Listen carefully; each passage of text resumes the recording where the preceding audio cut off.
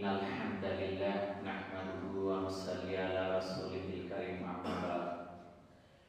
আল্লাহ পাকের নিকট লাখো কোটি শুকরিয়া যে মহান আল্লাহ তাআলা আমাদেরকে পবিত্র শুক্রবার জুমার নামাজ আদায় করার জন্য মসজিদে আসার মতো তৌফিক দান করেছেন।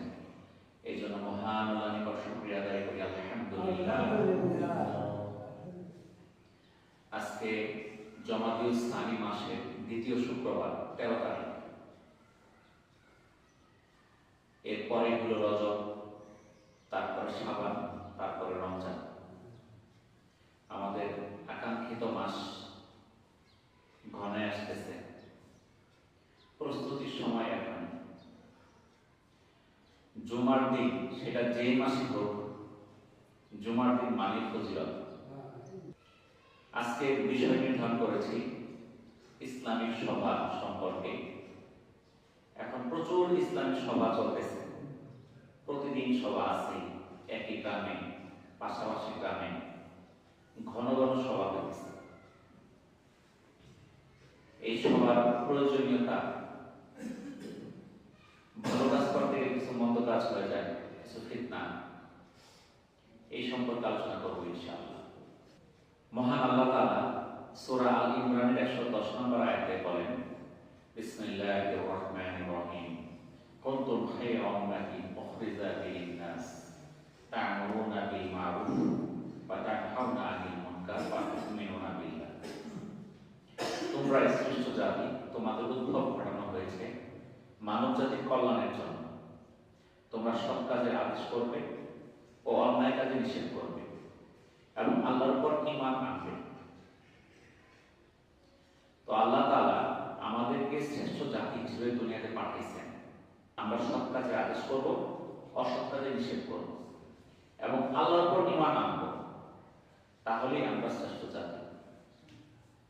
তাহলে আমাদের যদি সৎ কাজে আদেশ করতে চাই, অসৎ কাজে নিষেধ করতে চাই, তাহলে কি দরকার? আলোচনা দরকার। ওয়ালাইকুম আসসালাম। আমরা বিভিন্ন সভাতে যাই, সমাবেশে যাই, কিসের জন্য যাই? সেখানে সৎ কাজের আদেশ হয়, অসৎ কাজের নিষেধ হয়। অর্থাৎ আল্লাহ তাআলা মুসলিম উম্মাহকে যে শ্রেষ্ঠ জাতির মর্যাদা দিয়েছেন, তার মূল উদ্দেশ্য হচ্ছে আমরুল বিল মারুফ ওয়া নাহয়ি আনিল মুনকার, সৎ কাজের আদেশ ও অসৎ কাজের নিষেধ। এটা এই যে উম্মতের উদ্দেশ্যে ওয়াজ করা, এটা নবী রাসূলের সুন্নাত।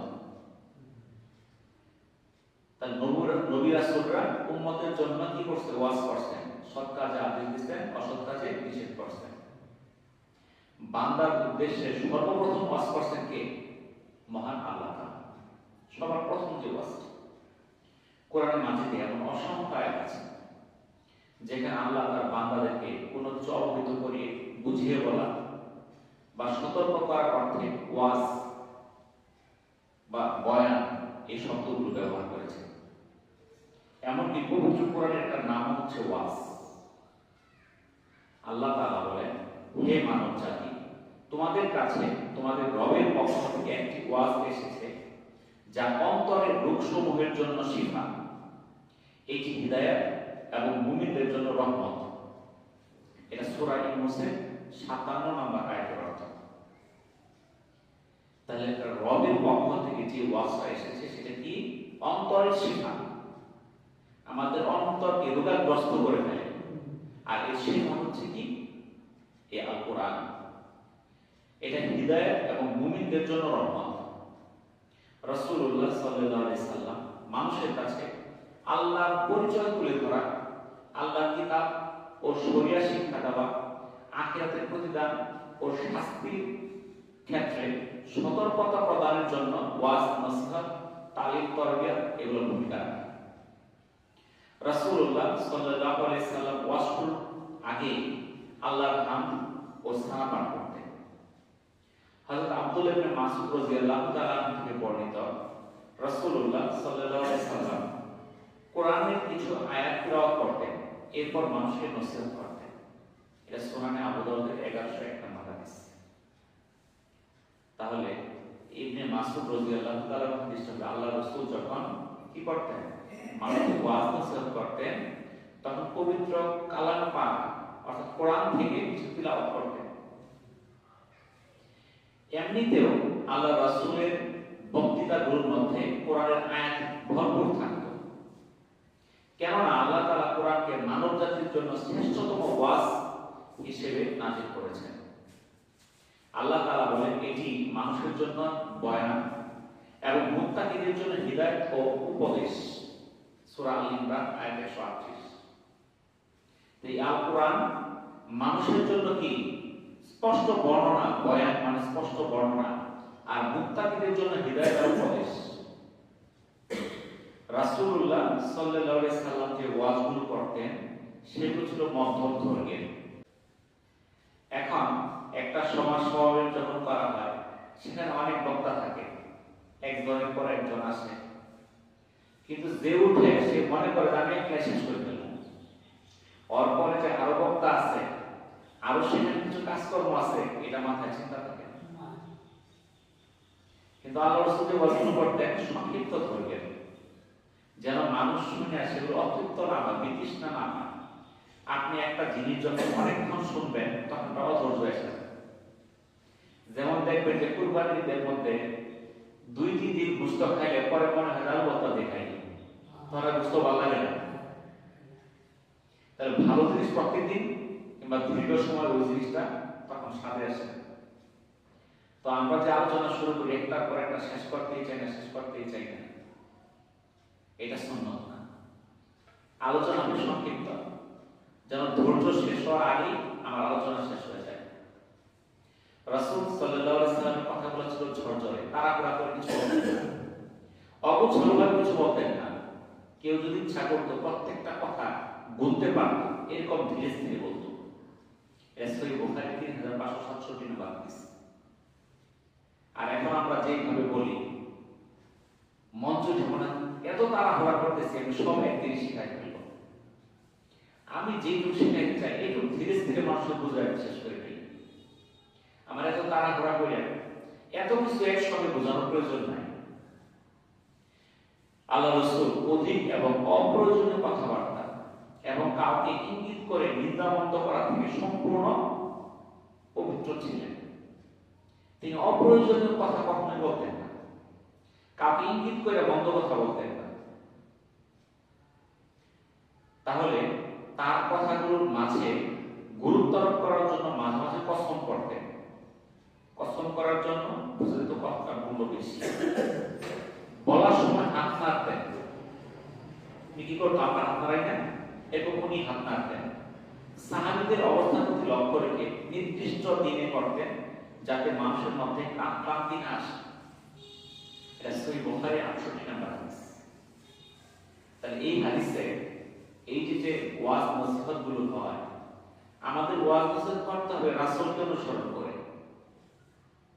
আমরা যদি দুনিয়ার নেতাদেরকে অনুসরণ করে বক্তব্য করি, তাহলে তো আমাদের আলোচনা নেতাদের মতোই হবে। আর যদি রাসূলের দিক নির্দেশনা মেনে রাসূল সাল্লাল্লাহু আলাইহি সাল্লাম যেভাবে ওয়াজ নসিহত করেছেন আমরা যদি ওইভাবে ওয়াজ নসিহত করি, তাহলে কিছু মানুষের মধ্যে হিদায়াত আসে। দেখেন সারাদিন রাত আলোচনা হচ্ছে, হিদায়াত পাওয়া যাচ্ছে না। সারা রাত্র সে ওয়াজ নসিহত শুনছে, ফজরের সময় ঘুমাই গেছে। তার ওয়াজ নসিহত ফজর নামাজটাকে সে জাগ্রত করে মসজিদে পাঠাইতে পারলো না। তাহলে ওয়াজ নসিহতের শক্তি কত দুর্বল। কি জন্য? সেখানে আমাদের সুন্নাত নেই। আমরা সুন্নাত অনুযায়ী যদি আলোচনা করি তাহলে আমাদের মধ্যে হিদায়াত আসবে। শ্রোতা যে শুনবে তার কিছু দায়িত্ব আছে। শ্রোতার প্রয়োজন মেধার পর্যায় ও পারিপার্শ্বিকতা ভেদে নসিহত করা। আল্লাহ রাসূল দেখতে সামনে কারা আছে, কোন শ্রোতারা আছে, তাদের জন্য কি আলোচনা দরকার ওইভাবে আলোচনা করতে। কোন বক্তৃতায় কেবল কোরআনকে আঁকড়ে ধরার প্রতি গুরুত্ব আরোপ করতেন, কোথাও কোরআন ও সুন্নাহকে, আবার কোথাও কোরআন ও আহলুল বায়াতকে গুরুত্ব দিয়ে ওয়াজ করতেন।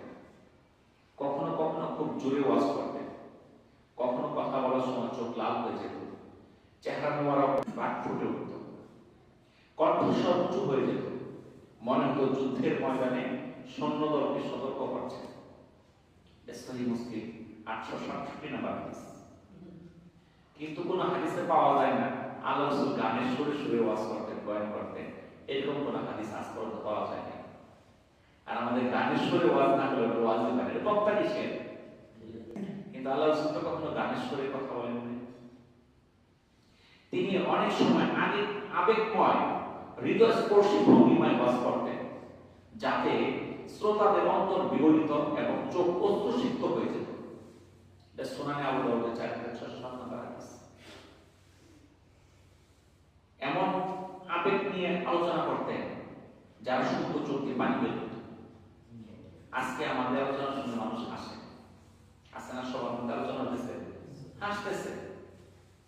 আলোচনা কি হাসার জিনিস? রাসূলুল্লাহ সাল্লাল্লাহু আলাইহি সাল্লাম জান্নাত জাহান্নামের কথা এমন ভাবে বলতেন যেন শ্রোতা চোখ দিয়ে দেখতে পাচ্ছে। সহিহ মুসলিমের 2750 নম্বর হাদিস। এত স্পষ্ট ভাবে বর্ণনা করতেন। রাসূলুল্লাহ সাল্লাল্লাহু আলাইহি সাল্লাম বলেন, তোমরা বেশি বেশি হাসিও না, কারণ অতিরিক্ত হাসি অন্তরকে মেরে ফেলে। এটা সহিহুল জামে 7435 নম্বর হাদিস। তাহলে হাসি খেল তামাশা এত সময় নষ্ট করা যাবে না। এই যে ওয়াজ নসিহত, এগুলোর মূল একটা উদ্দেশ্য থাকে সমাজের মধ্যে যে কুকীর্তি আছে, কুসংস্কার আছে, অনাচার আছে, এগুলো দূর করা, ফিতনার মধ্যে বিশুদ্ধ আকীদা এবং আমলের প্রতি মানুষকে ডেকে আনা। কিন্তু এই ওয়াজগুলো দিন দিন বাড়ছে ঠিকই, কিন্তু ওয়াজের মান কিন্তু মোটেও বাড়ছে না। শুরু হয়েছে নানা রকম ফিতনা। এই যে আমরা যে মাহফিলগুলো করি, এর উদ্দেশ্যই থাকে ভিন্ন। যারা আয়োজন করে তাদের উদ্দেশ্য হলো এখানে কিছু আয় থাকবে, কালেকশন করা হবে। বক্তাদের উদ্দেশ্য এখানে কিছু হাদিয়া পাওয়া যাবে। শ্রোতাদের উদ্দেশ্য বক্তারা দেখাচ্ছি কেমন বয়ান করে, কিন্তু এই উদ্দেশ্য নাই হিদায়াতের জন্য আলোচনা। আমি হিদায়াত পাওয়ার জন্য আমি তো চাইতেছি কি বলেন শুনবো, শিখার আগে বাস্তব জীবনে প্রয়োগ করার চেষ্টা করব, এই উদ্দেশ্য নাই। যদিও প্রত্যেকটা হ্যান্ডবিলে লেখা থাকে যে মহিলাদের আলাদাভাবে ওয়াজের ব্যবস্থা, ওয়াজ শোনার ব্যবস্থা আছে, লেখা থাকে, তাদের ব্যবস্থা আলাদা, ঠিকই আছে, কিন্তু আসা যাওয়ার পথ কিন্তু একটাই, রাস্তা একটাই। এমনকি মহিলাদের রাত্রিবেলাও ওয়াজের আয়োজন করা হয়। এটা ইসলাম কখনো সমর্থন করে না। একজন মহিলা রাত্রে আসবে, রাত 12টা-1টার সময় সে বাড়িতে যাবে। কিন্তু আমরা এখানে আখিরাতের উদ্দেশ্য বাদ দিয়ে দুনিয়ার স্বার্থ নিয়ে আসি। মহিলারা আলোচনা হলে দিন করে আসবে, দিন করে চলে যাবে, তারা রাত্রি করে আসবে না। কিন্তু তার রাত্রিতে আসার কারণে বিভিন্ন ফিতনার সৃষ্টি হয়। বিভিন্ন দোকানপাটগুলোতে দেখেন ছেলে মেয়ে সবাই যে কেনাকাটা করে। যদিও ওয়াজ শোনার ব্যবস্থা আলাদা, কিন্তু মেলা কিন্তু আলাদা। মেলার মধ্যে ছেলেও যেখানে কিনতেছে, মেয়েও সেখানে কিনতেছে।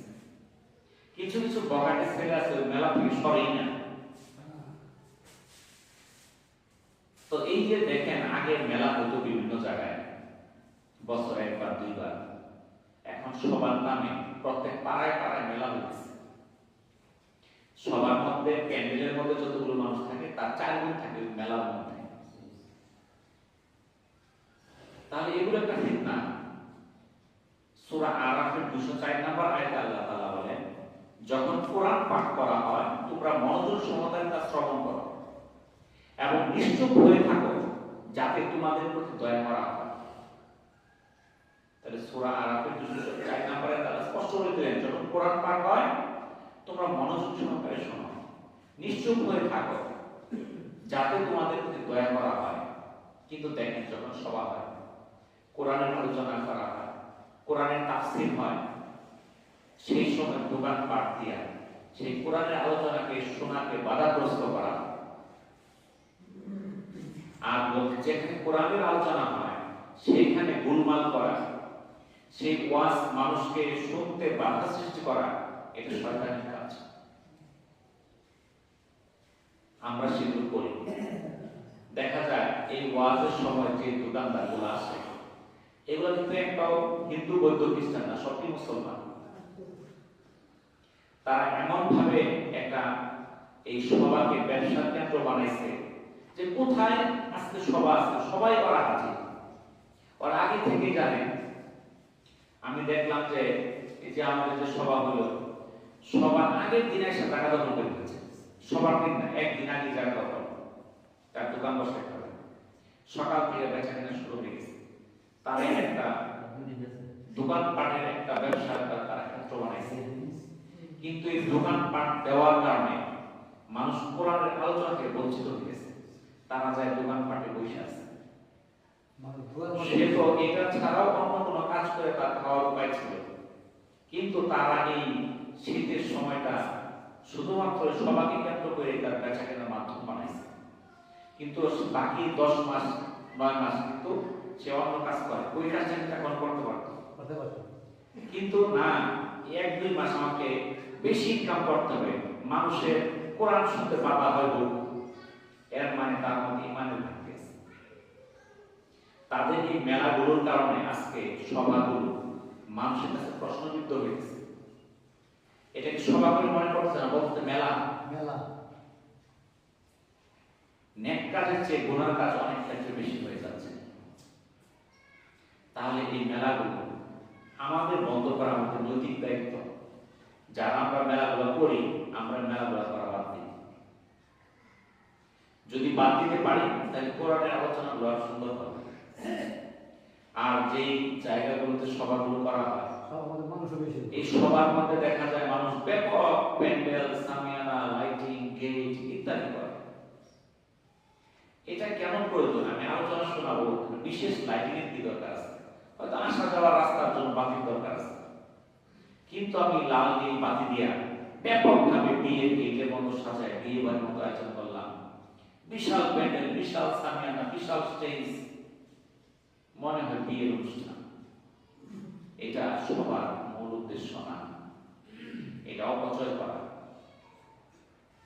আল্লাহ তাআলা সূরা বনী ইসরাঈলের 26 এবং 27 নম্বর আয়াতে বলেন, আর আত্মীয় স্বজনকে তাদের প্রাপ্য অধিকার দাও এবং মিসকিন এবং মুসাফিরদের, আর অপব্যয় অপচয় করো না। অপচয়কারীরা শয়তানের ভাই, আর শয়তান তো তার প্রতিপালকের প্রতি অকৃতজ্ঞ। আল্লাহ তাআলা কোরআনে বলে দিলেন অপচয় করো না। এই যে আমি সবার নামে অপচয় করলাম, বিশাল গেট, সামিয়ানা, মঞ্চ, স্টেজ, যেটুক দরকার মিনিমাম এইটুক লাগবে, কিন্তু এর মানে এই না আমি টাকা পাইছি যেমনি খুশি সেমনি আমি ব্যয় করবো। এটা হিসাব দিতে হবে। দেখা গেল অনেক সবাই একটা সবাই আয় করছে 1 লক্ষ, খরচ 1.5 লক্ষ, বিশাল খানা দানার আয়োজন, বিশাল কিছু। সবার উদ্দেশ্য তো এটা না, বিশাল খাওয়া দাওয়া, বিশাল আয়োজন, উৎসবের মতো। সবার তো বড় উদ্দেশ্য হচ্ছে হেদায়েতের বাণী মানুষের কাছে পৌঁছানো, মানুষ যেন কোরআন এবং হাদিসের কথাগুলো শুনতে পারে, এই ব্যবস্থা করা। কিন্তু সে আলোকসজ্জা, বিশাল ডেকোরেশন, এটার কোনো প্রয়োজন নাই। এটা অপচয়। মানুষের কাছে 5 টাকা 10 টাকা করে তুলে দিলে এই অপচয় করার অধিকার মানুষ আমাকে দেয় নাই। সূরা বনী ইসরাঈলের 36 নম্বর আয়াতে আল্লাহ তাআলা বলেন, যে বিষয়ে তোমার কোনো জ্ঞান নাই সেই বিষয়ে অনুমান দ্বারা পরিচালিত হইও না। নিশ্চয়ই কর্ণ, চক্ষু ও হৃদয় ওদের প্রত্যেকের নিকট কৈফিয়ত তলব করা হয়।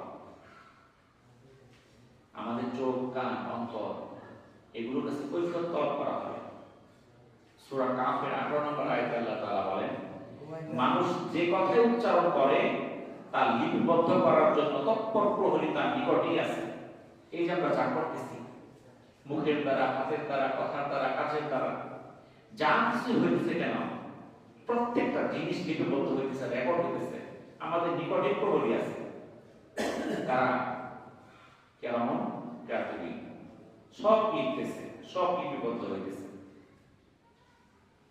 আবু হুরায়রা রাদিয়াল্লাহু তাআলা থেকে বর্ণিত, নবী করিম সাল্লাল্লাহু আলাইহি সাল্লাম বলেছেন, মানুষের মিথ্যাবাদী হওয়ার জন্য এতটুকুই যথেষ্ট যে সে যা শুনে তাই বর্ণনা করে। সহিহ মুসলিমের 5 নম্বর আয়াতে বলে, আমি যা শুনলাম তাই মানুষের কাছে প্রচার করে বেড়াইলাম, তাহলে মিথ্যাবাদী হওয়ার জন্য এটুকুই যথেষ্ট। আমাদেরকে কি করতে হবে? যাচাই বাছাই করতে হবে। মন চাই আলোচনা করা যাবে না, কোরআন এবং হাদিসের বিশুদ্ধ আলোচনা করতে হবে। হযরত আব্দুল্লাহ ইবনে মাসউদ রাদিয়াল্লাহু তাআলা আনহু থেকে বর্ণিত, নবী করিম সাল্লাল্লাহু আলাইহি সাল্লাম বলেন, চরমপন্থীরা ধ্বংস হয়েছে। কারা চরমপন্থী? কথায় ও কাজে যারা কঠোরতা অবলম্বন করে। আল্লাহ তিনবার বললেন চরমপন্থীরা ধ্বংস হয়েছে, চরমপন্থীরা ধ্বংস হয়েছে। এটা সহিহ মুসলিমের 2670, সহিহ জামির 739 নম্বর হাদিস। আবু হুরায়রা রাদিয়াল্লাহু তাআলা থেকে বর্ণিত, নবী করিম সাল্লাল্লাহু আলাইহি সাল্লাম বলেন, নিশ্চয়ই দ্বীন সহজ। যে ব্যক্তি অহেতুক দ্বীনকে কঠিন বানাবে তার উপর দ্বীন জয়ী হয়ে যাবে, অর্থাৎ মানুষ পরাজিত হয়ে আমল ছেড়ে দিবে।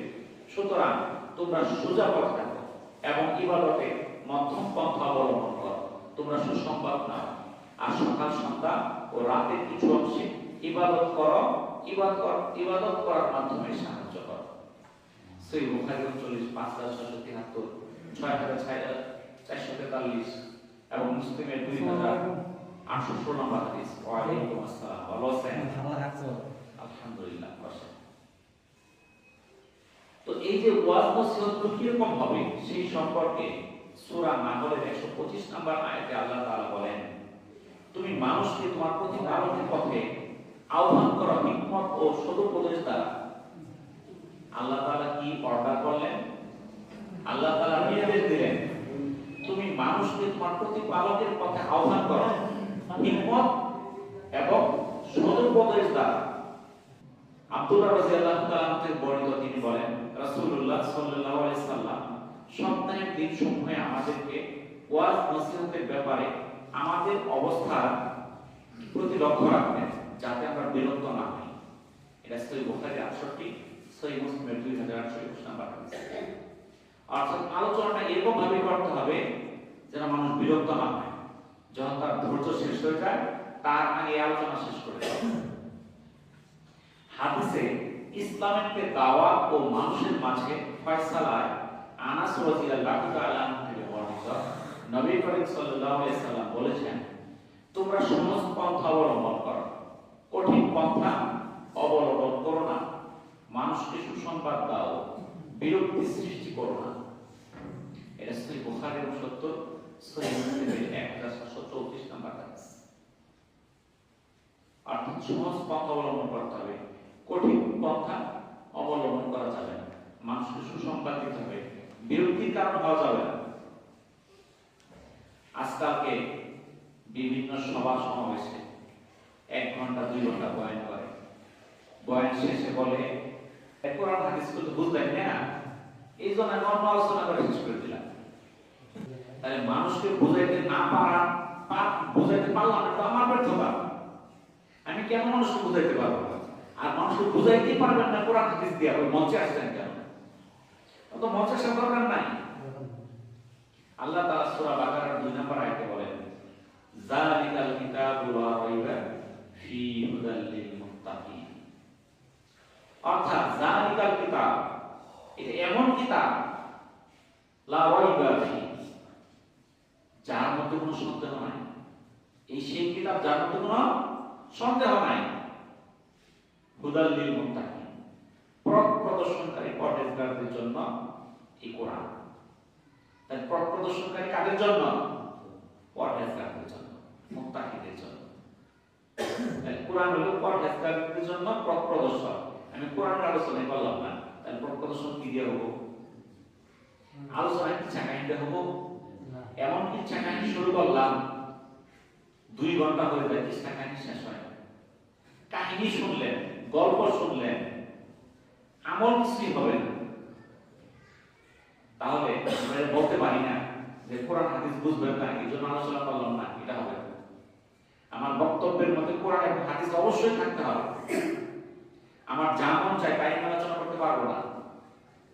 আমি এমন কিছু আলোচনা করবো মানুষ যেন আল্লাহর কথাগুলা শুনতে পারে, আল্লাহ কি বলছে। পবিত্র কোরআন আমরা অনেকেই পড়ি না, পড়তে পারি না, পড়ার সময় পাই না। যদিও প্রয়োজন, আমরা দুনিয়া সব কাজ করি, সেটা আমাদের আমার সময় কাটে। আমাকে যদি বোঝাই দেওয়া হয় কোরআনের মধ্যে আল্লাহ এই কথাটা বলছে, তখন আমরা সেটা আমল করতে পারবো। কোরআনটা তো আমাদের জন্য শুধু পড়ার জন্য দেওয়া হয়নি,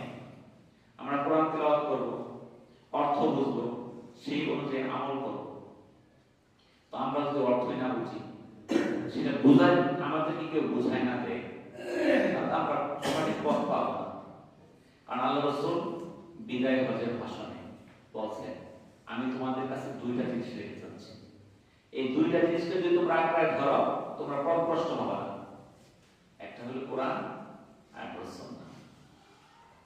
তাহলে কোরআন আর সুন্নাহ এই দুইটাকে যদি আঁকড়ায় ধরতে পারি আমরা সঠিক পথ পাবো।